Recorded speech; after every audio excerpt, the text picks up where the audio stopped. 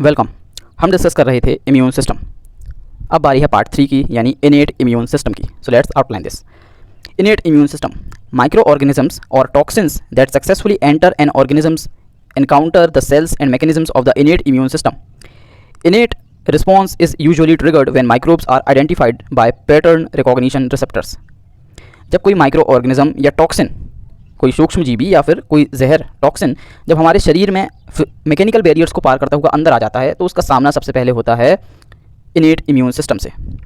इनेट immune system का जो response है, जो रिएक्शन है, वो इनिशिएट कैसे होता है? जब पैटर्न रिकॉग्निशन रिसेप्टर्स किसी माइक्रो ऑर्गेनिज्म, टॉक्सिन या पैथोजन सेल को आइडेंटिफाई कर लेते हैं, उस स्थिति में हमारा इनेट इम्यून सिस्टम एक्टिवेट हो जाता है, which recognize components that are conserved among broad groups of microorganisms, or when damaged, injured or stressed cells send out alarm signals, many of which are recognized by the same receptor as those that recognize pathogens. Innate immune defenses are non-specific, meaning these systems respond to pathogens in a generic way. Innate immune system जो प्रतिक्रिया देता है किसी pathogen के आने पर, वो बहुत ही जर्नलाइज होती है, एक जेनेरिक वे में ये रिस्पॉन्स देता है, ये नॉन स्पेसिफिक रिस्पॉन्स देता है किसी भी पैथोजन के आने पर। This system does not confer long lasting immunity against a pathogen. इनेट immune system का जो रिएक्शन होता है, जो डिफेंसिव मैकेनिज्म है, वो लॉन्ग लास्टिंग नहीं है, यानी कि ये एक जर्नलाइज्ड वे में रिस्पॉन्स देता है ताकि इमीडिएट बेसिस पे हमारी बॉडी को राहत मिल सके। ये लॉन्ग टर्म वाली कोई स्ट्रेटजी फॉलो नहीं करता है, ये लॉन्ग टर्म के लिए हमें डिफेंस नहीं देता है पैथोजेंस के अगेंस्ट में। इनेट immune system is the dominant system of host defence in most organisms and the only one in plant. इनेट immune system जो है, ये डोमिनेंट सिस्टम है ऑफ होस्ट डिफेंस, यानी ज़्यादातर जीवों में जो मेन काम है डिफेंस का, वो इनेट इम्यून सिस्टम ही करता है। और कुछ पौधों में तो सिर्फ इनेट इम्यून सिस्टम ही पाया जाता है, उनमें एडेप्टिव इम्यून सिस्टम नहीं होता है। प्लांट्स में सिर्फ इनेट इम्यून सिस्टम पाया जाता है, उनमें एडेप्टिव इम्यून सिस्टम नहीं होता। और ज़्यादातर जीवों में, जानवरों में इनेट इम्यून सिस्टम डोमिनेंट होता है, एडेप्टिव इम्यून सिस्टम इसके बाद काम करता है। इनेट इम्यून सिस्टम में इम्यून सेंसिंग कैसे होती है?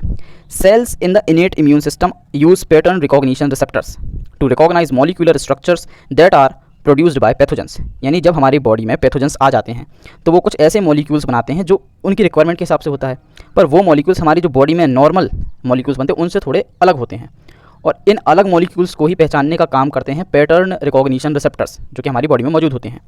जैसे ही पैटर्न रिकॉग्निशन रिसेप्टर्स इन पैथोजन के द्वारा बनाए गए अलग टाइप के मॉलिक्यूल्स को डिटेक्ट करते हैं, हमारा इनेट इम्यून सिस्टम ऐसे मॉलिक्यूल्स को पहचान जाता है और उसको अंदाज़ा लग जाता है कि हमारे शरीर में कहीं ना कहीं पैथोजन है।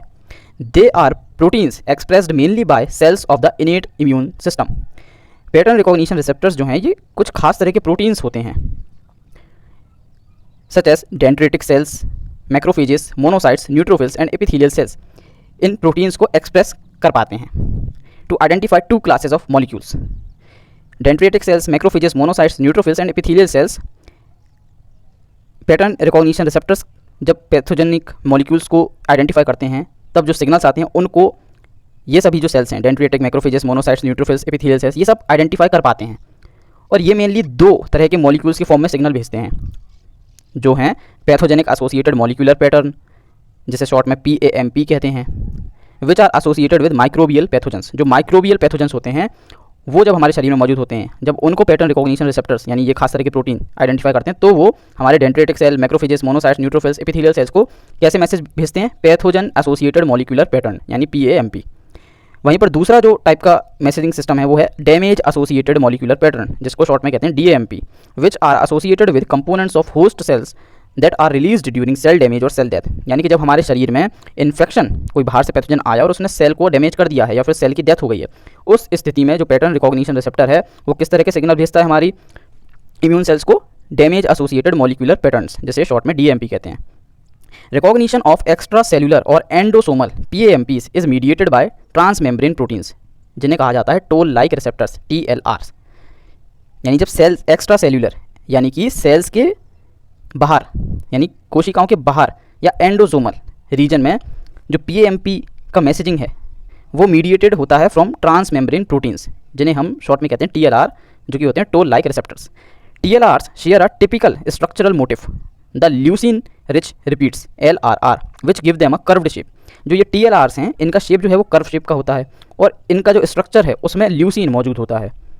Toll like receptors were first discovered in Drosophila and trigger the synthesis and secretion of cytokines and activation of other host defense programs that are necessary for both innate and adaptive immune responses. सबसे पहले toll like receptors की खोज Drosophila में हुई थी और तब ये देखा गया था कि ये जो टोल लाइक रिसेप्टर्स हैं इन्होंने सिंथेसिस और सीक्रेशन शुरू करवाया साइटोकाइंस का, और दोनों तरह के जो सबसिस्टम है इनेट और एडेप्टिव उनको एक्टिवेट भी करवाया।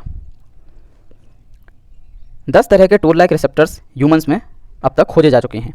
Sales in the innate immune system have pattern recognition receptors. हमारा जो इनेट इम्यून सिस्टम है इसमें पैटर्न रिकॉग्निशन रिसेप्टर्स पाए जाते हैं विच डिटेक्ट इन्फेक्शन और सेल डैमेज इनसाइड, जो अपने अंदर हुए इन्फेक्शन या सेल डैमेज को पहचानने के लिए पैटर्न रिकॉग्निशन रिसेप्टर का यूज़ करते हैं। 3 major classes of these cytosolic receptors are. ये जो पैटर्न रिकॉग्निशन रिसेप्टर्स हैं इनको साइटोसोलिक रिसेप्टर्स भी कहते हैं और इनके 3 मेन टाइप्स होते हैं। पहला NOD nucleotide binding oligomerization domain like receptors, दूसरा RIG retinoic acid inducible gene like receptors, और तीसरा cytosolic DNA sensors. Innate immune cells some leukocytes यानी कि white blood cells act like independent single celled organisms, यानी कुछ तरह के leukocytes एक स्वतंत्र सेल की तरह बिहेव करते हैं and are the second arm of the innate immune system, और इनेट इम्यून सिस्टम के एक दूसरे आर्म की तरह, एक दूसरे ब्रांच की तरह काम करते हैं। Innate leukocytes include the professional phagocytes. जो हमारे शरीर में प्रोफेशनल फैगोसाइट्स हैं यानी जो मेन फैगोसाइटिक सेल्स हैं जो कि इनेट ल्यूकोसाइट्स कहलाती हैं, जो इनेट इम्यून सिस्टम में होती हैं, वो हैं macrophages, neutrophils and dendritic cells. These cells identify and eliminate pathogens either by attacking larger pathogens through contact or by engulfing and then killing microorganisms. ये जो मैक्रोफेजेस हैं, न्यूट्रोफिल्स हैं, डेंड्रिटिक सेल्स हैं, जिनको हम कलेक्टिवली बोलें तो फैगोसाइट्स, जो फैगोसाइट सेल हैं ये पैथोजेंस को किस तरह अटैक करती हैं, या तो उनके साथ कॉन्टैक्ट बनाएंगी या फिर उनको एनगल्फ कर लेंगी यानी अपने अंदर ले लेंगी, और फिर एंजाइम्स छोड़कर, केमिकल्स छोड़कर उनके मौजूद माइक्रो ऑर्गेनिज्म को जो उसके अंदर मौजूद है उसको मार देंगी। Other cells involved in the innate response include innate lymphoid cells, mast cells, eosinophils, basophils, natural killer cells भी इनेट रिस्पॉन्स में एक्ट करती हैं। Phagocytosis phagocytosis is an important feature of cellular innate immunity. हमारा जो cellular innate immunity है यानी कोशिका के स्तर पर जो इनेट इम्यूनिटी है उसमें फैगोसाइटोसिस नाम की प्रोसेस अहम होती है। Performed by cells called phagocytes. Phagocytosis ये जो प्रक्रिया है ये फैगोसाइट्स सेल्स के द्वारा की जाती है जो कि एनगल्फ कर लेती हैं पैथोजेंस को या एक्सटर्नल पार्टिकल्स को। Phagocytes generally patrol the body searching for pathogens but can be called to specific locations by cytokines. वैसे तो फैगोसाइट्स जो हैं ये हमारे शरीर में पेट्रोलिंग करती रहती हैं यानी घूमती रहती हैं ताकि कहीं पैथोजन दिखे तो उन पर अटैक कर दिया जाए, पर अगर कहीं स्पेसिफिक लोकेशन पर फैगोसाइट्स को बुलाना हो हमारे बॉडी को तो हमारे बॉडी की स्पेसिफिक साइट से साइटोकाइंस छोड़े जाते हैं। ये साइटोकाइंस एक मैसेंजर की तरह काम करते हैं जो कि फैगोसाइट्स को अपनी तरफ अट्रैक्ट करते हैं, बुलाते हैं कि यहाँ पर आओ, यहाँ पर पैथोजन है, यहाँ पर इन्फेक्शन है, और फिर वहाँ पर फैगोसाइट्स जाते हैं किसी स्पेसिफिक लोकेशन पर और वहाँ मौजूद जो भी गड़बड़ होती है, पैथोजन होता है, उसको अटैक करके ठीक करते हैं। Once a pathogen has been engulfed by a phagocyte it becomes trapped in an intracellular vesicle called phagosome. Phagocyte किसी पैथोजन के पास आता है, माइक्रो ऑर्गेनिज्म के पास आता है, ये उसे एनगल्फ कर लेता है यानी अपने अंदर भर लेता है, चारों तरफ से घेर के अपने अंदर समा लेता है। इसके बाद जो पैथोजन है वो इसके इंट्रासेल्युलर वेसिकल में ट्रैप हो जाता है यानी फंस जाता है। इंट्रासेल्युलर वेसिकल जिसे कहते हैं phagosome, which subsequently fuses with another vesicle, जो कि बाद में जाकर एक और वेसिकल के साथ फ्यूज हो जाता है जिसे कहते हैं lysosome, to form a phagolysosome. Lysosome आपने पढ़ा होगा, suicidal bag of cell. Pathogen is killed by the activity of digestive enzymes or following a respiratory burst that releases free radicals into the phagolysosome. phagolysosome बनने के बाद या तो micro organism pathogen पर digestive enzymes छोड़े जाते हैं ताकि उसका स्ट्रक्चर ब्रेक डाउन कर दिया जाए, या फिर रेस्पिरेटरी बर्स्ट किया जाता है यानी कि उस माइक्रो ऑर्गेनिज्म पैथोजन पर फ्री रेडिकल्स छोड़े जाते हैं ताकि उसका सेलुलर स्ट्रक्चर जो है वो डिस्ट्रॉय हो जाए। Phagocytosis is evolved as a means of acquiring nutrients. वैसे तो फैगोसाइटोसिस की जो प्रोसेस है ये न्यूट्रिएंट्स को अपने शरीर में समाने के लिए बनाई गई थी, बट समय के साथ साथ ये एक डिफेंस मैकेनिज्म की प्रोसेस के रूप में विकसित हुई। Phagocytosis probably represents the oldest form of the host defence as phagocytes have been identified in both vertebrate and invertebrate animal. Phagocytosis जो डिफेंस मैकेनिज्म है ये सबसे पुराना माना जाता है क्योंकि ये वर्टिब्रेट और इनवर्टिब्रेट दोनों तरह के एनिमल्स में पाया जाता है। आप फिगर में देख सकते हैं फैगोसाइटोसिस की प्रोसेस। सबसे पहले फैगोसाइट्स आते हैं, बैक्टीरियल सेल्स या पैथोजेंस जो हैं उनके साथ बाइंड अप होते हैं, उनको चारों तरफ से घेरते हैं जैसा कि आप दूसरी पिक में देख सकते हैं। घेरने के बाद उनको अपने अंदर भर लेते हैं, एनगल्फ कर लेते हैं, जो आप तीसरी पिक में देख रहे हैं। इसके बाद बनता है फेगोलाइसोसोम।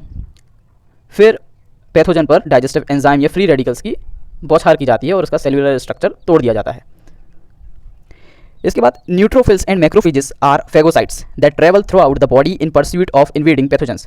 न्यूट्रोफिल्स और मैक्रोफेजेस भी फेगोसाइट्स हैं और ये हमारी बॉडी में घूमते रहते हैं पैथोजेंस की खोज करते हुए। Neutrophils are normally found in the blood stream and are the most abundant type of phagocyte, representing 50% to 60% of total circulating leukocytes. Neutrophils जो हैं ये हमारे ब्लड स्ट्रीम में पाए जाते हैं, खून के प्रवाह में पाए जाते हैं, and are the most abundant type of phagocyte, यानी सबसे ज़्यादा पाए जाने वाले फेगोसाइट न्यूट्रोफिल्स हैं, जो कि 50 से 60% बनाते हैं टोटल जो ल्यूकोसाइट्स हमारे खून में बह रहे होते हैं उसका। During the acute phase of inflammation, यानी जब हमारी बॉडी में रिस्पॉन्स पैदा होता है किसी हार्मफुल चीज़ के प्रति, जैसे इन्फ्लामेशन कहते हैं, या सिंपल भाषा में कहें तो सूजन, जब हमारी बॉडी में एक्यूट फेज होता है यानी शुरुआती फेज जो होता है इन्फ्लामेशन का, उस समय neutrophils migrate toward the site of inflammation in a process called chemotaxis.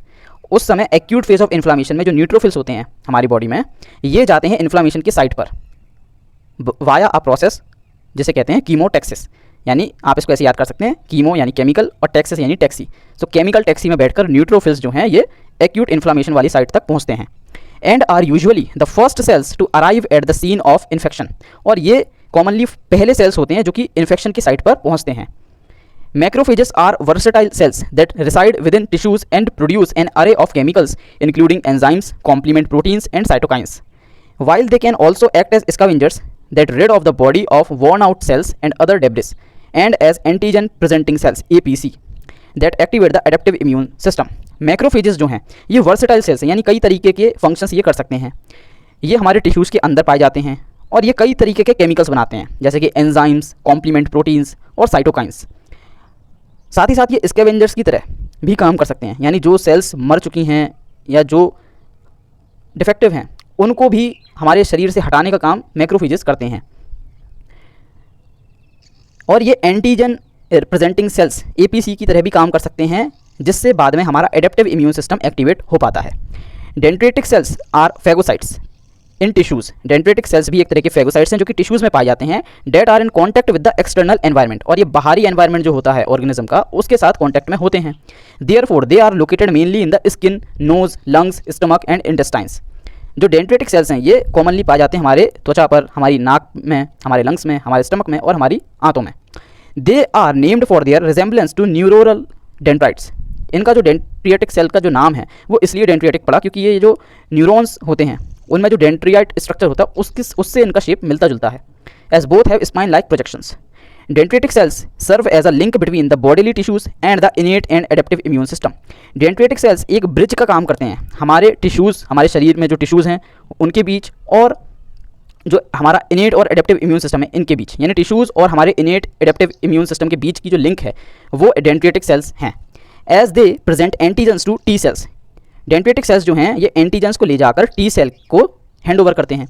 One of the key cell types of adaptive immune system, और टी सेल्स जो हैं ये एडेप्टिव इम्यून सिस्टम की मेन सेल्स हैं। तो डेंड्रियाटिक सेल एंटीजन को पकड़कर ले जाता है टी सेल के पास, और जैसे टी सेल एंटीजन को देखता है तो वह एडेप्टिव इम्यून सिस्टम का जो रिस्पॉन्स है वो एक्टिवेट हो जाता है। तो इस तरह से डेंड्रियाटिक सेल जो हैं ये ब्रिज का काम करती हैं टिश्यूज़ और हमारे इनेट एंड एडेप्टिव इम्यून सिस्टम के बीच में। आप पिक्चर में देख सकते हैं एडेप्टिव इम्यूनिटी ऊपर। इसमें first step virus infects and replicates with in the epithelium, यानी जो एपिथेलियम लेयर है उसमें पैथोजेंस जो हैं ये आ गए हैं अंदर मौजूद है डेंड्रियाटिक सेल। जैसे ये डिटेक्ट करती है पैथोजेंस को, ये एक्टिवेट डेंड्रियाटिक सेल में कन्वर्ट हो जाती है, यानी एक्टिवेट स्टेट में आ जाती है अपने। ये dendritic cell take infections to the lymph node. Dendritic cell infection के कुछ पार्टिकल्स को ले जाती है लिम्फ नोड में। इसके बाद T and B cell priming in the lymph node. T और बी सेल दोनों मौजूद होते हैं लिम्फ नोड में। बी सेल को जैसे ही पता चलता है इन्फेक्शन का वो प्लाज्मा सेल को बताती है, और जैसे ही इन्फेक्शन की खबर टी सेल को लगती है तो वो एक्टिवेट हो जाता है और एडेप्टिव इम्यून रिस्पॉन्स को एक्टिवेट कर देता है। इसके बाद antibodies and T cells attack viruses and virus infected cells, और इस तरह से हमारा एडेप्टिव इम्यून रिस्पॉन्स एक्टिवेट होता है। इनेट इम्यूनिटी में डेंड्रियाटिक सेल जो है ये anti tumour CD8 T cells के साथ कम्युनिकेट करती है। इसके बाद granulocytes are leukocytes that have granules in their cytoplasm. Granulocytes एक तरह के ल्यूकोसाइट्स होते हैं जिनके साइटोप्लाज्म में ग्रेन्यूल्स पाए जाते हैं। In this category are neutrophils, mast cell, basophils and eosinophils. Mast cells reside in the connective tissues and mucous membranes and regulate the inflammatory response. जो ग्रेनुलोसाइट्स हैं, इस कैटेगरी के अंदर कौन कौन से सेल्स आते हैं? Neutrophils, mast cells, basophils, eosinophils. Mast cell जो हैं ये कनेक्टिव टिश्यू में पाए जाते हैं और म्यूकस मेम्ब्रेन्स में पाए जाते हैं हमारे शरीर में, और ये रेगुलेट करने का काम करते हैं, यानी कंट्रोल करने का काम करते हैं हमारे शरीर के इन्फ्लामेटरी रिस्पॉन्स को, यानी जो पैथोजेंस के आने पर जो हमारी सेल्स को नुकसान होता है उसके अगेंस्ट में जो हमारा शरीर रिस्पॉन्स देता है, जो सूजन देता है, जिसको कॉमनली हम सूजन बोल देते हैं, वो असल में इन्फ्लामेटरी रिस्पॉन्स होता है हमारी बॉडी का, तो उसको कंट्रोल करने में मास्ट सेल परफॉर्म करती हैं। They are most often associated with allergy and anaphylaxis, यानी एलर्जिक जो रिएक्शंस होते हैं उनमें मास्ट सेल्स, ग्रेनुलोसाइट्स, इनका रोल देखने को मिलता है। Basophils and eosinophils are related to neutrophils. Basophils और इसिनोफिल्स रिलेट करते हैं न्यूट्रोफिल्स से। They secrete chemical mediators that are involved in defending against parasites and play a role in allergic reactions such as asthma। जो allergic reactions होते हैं हमारी body में, जैसे कि अस्थमा या पैरासाइट्स, इनके अगेंस्ट डिफेंस करने में जो ग्रेनुलोसाइट्स हैं ये अहम रोल निभाते हैं, क्योंकि ये केमिकल मीडिएटर्स को सीक्रेट करते हैं। इनेट लिम्फॉइड सेल्स, जिनको शॉर्ट में ILC कहते हैं, are a group of innate immune cells that are derived from common lymphoid progenitor and belong to the lymphoid lineage. Innate lymphoid cells एक group है innate immune sales का, जो कि बनती हैं फ्रॉम लिम्फॉइड प्रोजेनेटर, यानी जो लिम्फॉइड सेल को बनाने वाला जो रूट जो सेल होता है जो बोन मैरो में बनता है, उनसे ही बाद में इनेट लिम्फॉइड सेल्स बनती हैं। These cells are defined by absence of antigen specific B और T सेल रिसेप्टर। ये जो ILCs होती हैं इनमें B और T सेल रिसेप्टर नहीं पाया जाता है एंटीजन वाला। Because of the lack of recombination activating gene, ILC do not express myeloid और डेंड्रिटिक सेल मार्कर्स। आप पिक्चर में देख सकते हैं ग्रेनुलोसाइट्स, कुछ इस तरह से स्ट्रक्चर होता है ग्रेनुलोसाइट्स का। आप इनके साइटोप्लाज्म के अंदर ग्रेन्यूल्स देख सकते हैं जो दाने दाने जैसे आपको दिख रहे हैं, इसलिए इनका नाम ग्रेनुलोसाइट्स पड़ा। इसमें न्यूट्रोफिल्स हैं, इसिनोफिल्स हैं और बेसोफिल्स हैं। नेचुरल किलर सेल्स, जिन्हें शॉर्ट में NK बोला जाता है, are lymphocytes and a component of the innate immune system which does not directly attack invading microbes. Natural killer cell जो हैं ये एक तरह के लिम्फोसाइट्स हैं और ये कंपोनेंट है हमारे इनेट इम्यून सिस्टम का, यानी ये इनेट इम्यून सिस्टम का एक पार्ट है। ये डायरेक्टली अटैक नहीं करता है इन्वेडिंग माइक्रोब्स पर। Rather NK cells destroy compromised host cell. ये माइक्रोब्स पर अटैक नहीं करता है, बल्कि माइक्रोब्स ने अगर किसी सेल को इन्फेक्ट कर दिया है और वो उसी सेल में रह रहा है तो NK सेल्स जाकर सीधे उस पूरी की पूरी सेल को ही डिस्ट्रॉय कर देते हैं। Such as tumour cells, virus infected cells, recognising such cells by a condition known as missing self. और ये जिस प्रोसेस का यूज़ करके ऐसा करते हैं उसे कहते हैं missing self. This term describes cells with low levels of cell surface markers called MHC1, major histocompatibility complex, a situation that can arise in viral infections of host cells। ये जो प्रोसेस है ये कॉमनली जब हमें viral infections होते हैं तब हमारी बॉडी में देखने को मिल सकता है। Normal body cells are not recognised and attacked by NK cells because they express intact self MHC antigens. Normal जो हेल्थी सेल्स हैं उनको NK cell, natural killer cell, attack नहीं करती हैं क्योंकि वो एक्सप्रेस करती हैं MHC एंटीजन्स को। Those MHC antigens are recognized by killer cell immunoglobulin receptors which essentially put the brakes on NK cells। जैसे ही MHC एंटीजन अगर एक्सप्रेस हो जाते हैं किसी सेल के द्वारा तो NK सेल वहाँ पर अटैक नहीं करती हैं, अपनी एक्शन पर ब्रेक लगा देती हैं। और जो सेल्स MHC एंटीजन को एक्सप्रेस नहीं कर पाती हैं उन पर NK सेल जो है वो डिस्ट्रॉय कर देती है उन सेल्स को। Inflammation, inflammation is one of the first responses of immune system to infection. जैसे ही हमारी बॉडी में कोई इन्फेक्शन होता है तो हमारी बॉडी का जो पहला रिस्पॉन्स होता है वो होता है इन्फ्लामेशन, यानी कि जैसे सिंपल भाषा में हम कहते हैं सूजन। The symptoms of inflammation are redness, swelling, heat and pain. यानी इन्फ्लामेशन के जो कॉमन सिम्टम्स होते हैं वो होते हैं लालपन, स्वेलिंग आना, हीट लगना और पेन होना, which are caused by increased blood flow into the tissue. और ये सब इसलिए होता है क्योंकि टिश्यू में ब्लड का जो फ्लो है वो इंक्रीज हो जाता है। Inflammation is produced by eicosanoids and cytokines. Eicosanoids और साइटोकाइंस की वजह से इन्फ्लामेशन प्रोड्यूस होता है, which are released by injured and infected cells. और इकोसिनॉइड्स और साइटोकाइंस कौन बनाते हैं? हमारे इंजर्ड सेल्स, ऐसे सेल्स जिनको डैमेज हो चुका है वो बनाते हैं इन दोनों को, जिसकी वजह से इन्फ्लामेशन एज अ रिस्पॉन्स देखने को मिलता है। Eicosanoids include prostaglandins that produce fever and the dilation of blood vessels associated with inflammation and leukotrienes that attract certain white blood cells, leukocytes।